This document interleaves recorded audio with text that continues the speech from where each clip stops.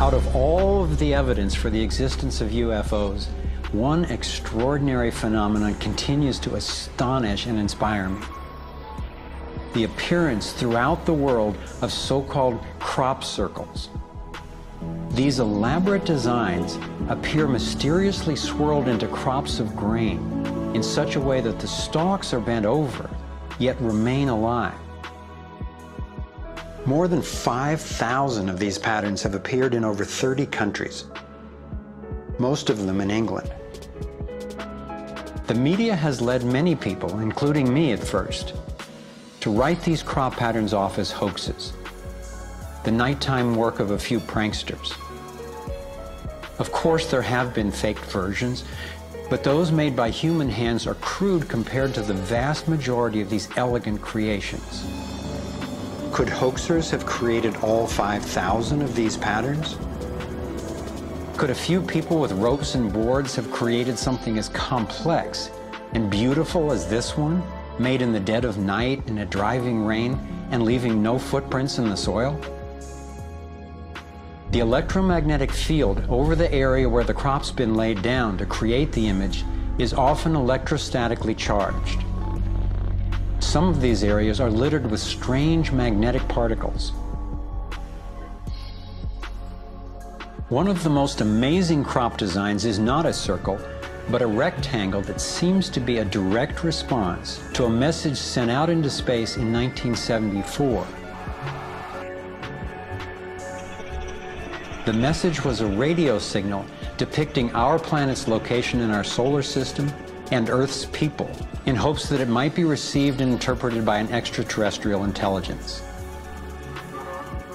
27 years later, in 2001, this crop design appeared in England, along with what could be a self-portrait of the sender.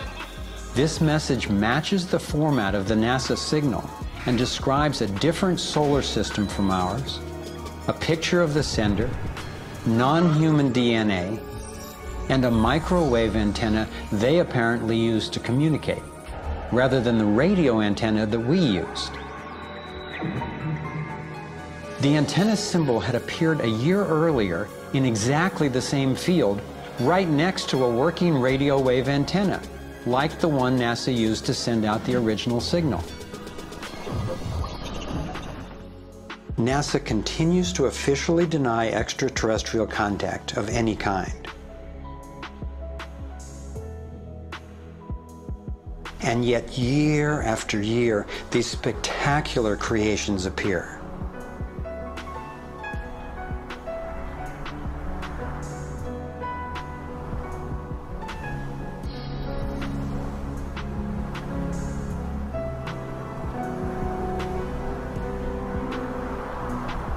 So what might these remarkable designs mean?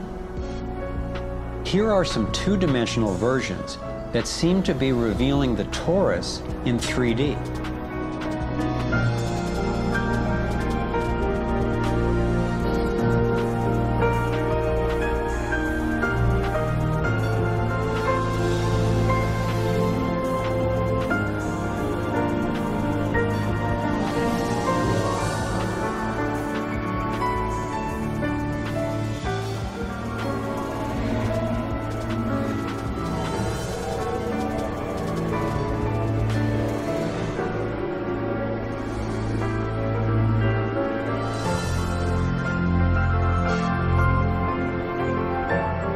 And here is the vector equilibrium.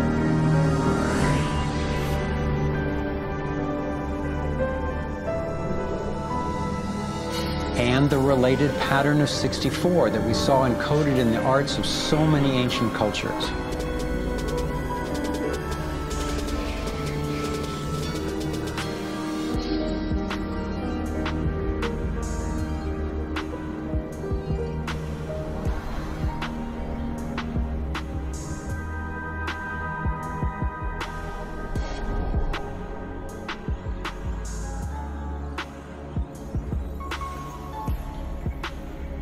When I saw the coherence between the crop circles and the ancient encodings, I thought regardless of whoever created them and wherever they're from, there must be an important purpose to these designs.